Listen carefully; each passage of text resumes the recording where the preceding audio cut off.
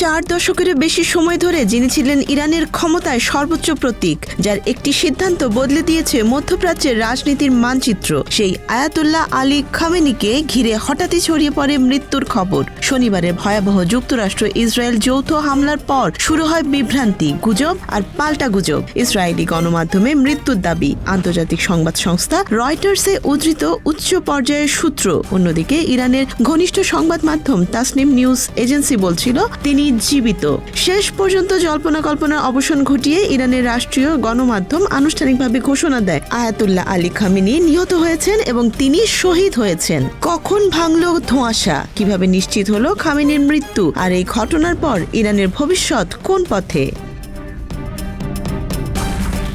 ইরানের সর্বোচ্চ নেতা আয়াতুল্লাহ আলী খামেনির মৃত্যুকে ঘিরে যে ধোঁয়াশা তৈরি হয়েছিল তা শুধু একটি ব্যক্তির মৃত্যু সংবাদ নয়, বরং মধ্যপ্রাচ্যের তথ্য যুদ্ধ, কূটনৈতিক কৌশল এবং ক্ষমতার ভারসাম্যের নির্মম বাস্তবতার প্রতিচ্ছবি। শনিবার যুক্তরাষ্ট্র ইসরায়েলের যৌথ হামলার পরপরই ইসরায়েলি টেলিভিশন চ্যানেল 12 গোয়েন্দা সূত্রের বরাতে খামেনির মৃত্যুর ইঙ্গিত দেয়। কিছুক্ষণের মধ্যে ইসরায়েলের প্রধানমন্ত্রী বেনিয়ামিন নেতানিয়াহু বলেন, লক্ষণ বলছে তিনি আর নেই। আন্তর্জাতিক সংবাদ সংস্থা রয়টার্সও এক ইসরায়েলি জ্যেষ্ঠ কর্মকর্তার উদ্ধৃতি দিয়ে একই দাবি প্রকাশ করে, তবে ইরানের আনুষ্ঠানিক নিশ্চিতকরণ নেই বলে উল্লেখ করে। অন্যদিকে ইরানের ঘনিষ্ঠ সংবাদ মাধ্যম তাসনিম নিউজ এজেন্সি এবং মেহের নিউজ এজেন্সি জানায় সর্বোচ্চ নেতা জীবিত আছেন। রাষ্ট্রীয় টেলিভিশনে ভাষণের ঘোষণা আসে, কিন্তু নির্ধারিত সময়ে তা সম্প্রচারিত হয়নি। এই নীরবতা গুজবকে আরো ঘনীভূত করে। অবশেষে রবিবার ইরানের রাষ্ট্রীয় গণমাধ্যম খামেনির মৃত্যুর আনুষ্ঠানিক ঘোষণা দেয়, শহীদ শব্দ ব্যবহার করে।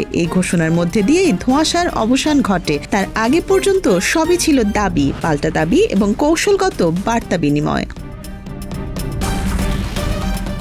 শনিবার যুক্তরাষ্ট্র ও ইসরায়েলের যৌথ বিমান হামলায় তেহরানের কেন্দ্রস্থলে অবস্থিত সর্বোচ্চ নেতার কম্পাউন্ডে ব্যাপক বিস্ফোরণ ঘটে। ইসরায়েলি টেলিভিশন চ্যানেল 12 প্রথমে গোয়েন্দা সূত্রের বরাতে দাবি করে হামলায় গুরুতর আহত অথবা নিহত হতে পারেন আয়াতুল্লাহ আলী খামেনি। কিছু পরেই ইসরায়েলের প্রধানমন্ত্রী নেতানিয়াহু বলেন, লক্ষণ বলছে তিনি আর নেই, যদিও সরাসরি মৃত্যুর কথা তখনও বলেননি।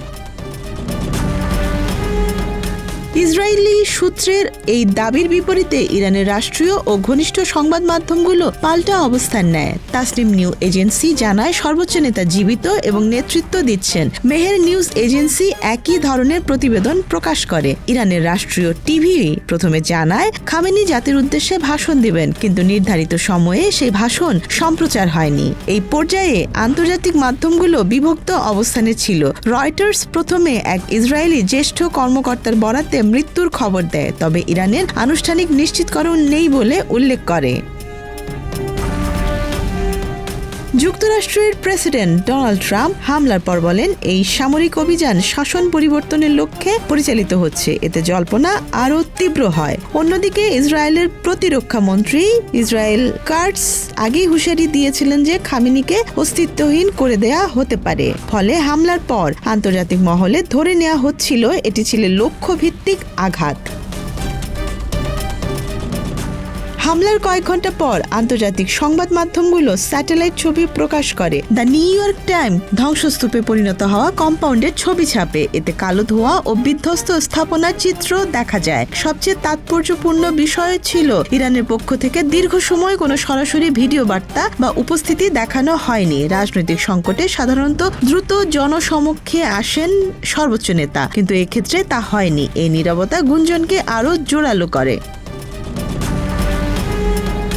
রবিবার ইরানের রাষ্ট্রীয় গণমাধ্যম আনুষ্ঠানিকভাবে ঘোষণা দেয় আয়াতুল্লাহ আলী খামেনি নিহত হয়েছেন এবং তিনি শহীদ হয়েছেন। এই ঘোষণার পর রয়টার্স ও অন্যান্য আন্তর্জাতিক সংস্থা ইরানিয়ান স্টেট মিডিয়া কনফার্ম শিরোনামে খবর প্রকাশ করে। এটি ছিল প্রথম স্পষ্ট সরকারি নিশ্চিতকরণ, অর্থাৎ ঘটনার ক্রম এমন: শনিবার হামলা, ইসরায়েলি দাবি, আন্তর্জাতিক গণমাধ্যমে গুঞ্জন।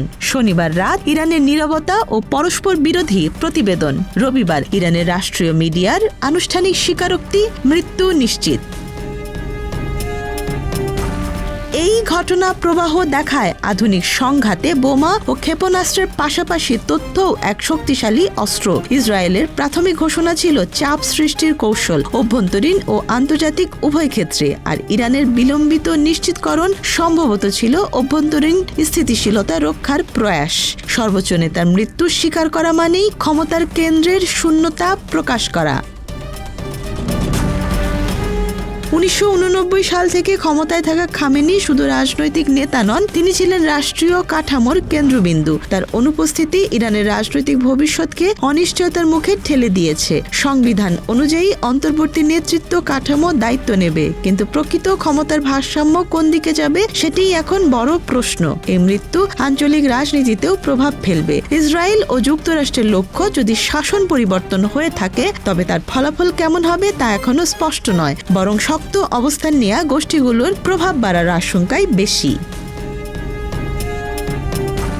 খামেনির মৃত্যু নিশ্চিত হওয়ার আগে যে ধোঁয়াশা তৈরি হয়েছিল তা প্রমাণ করে যুদ্ধক্ষেত্র শুধু মাটিতে নয়, তথ্য প্রবাহেও বিস্তৃত।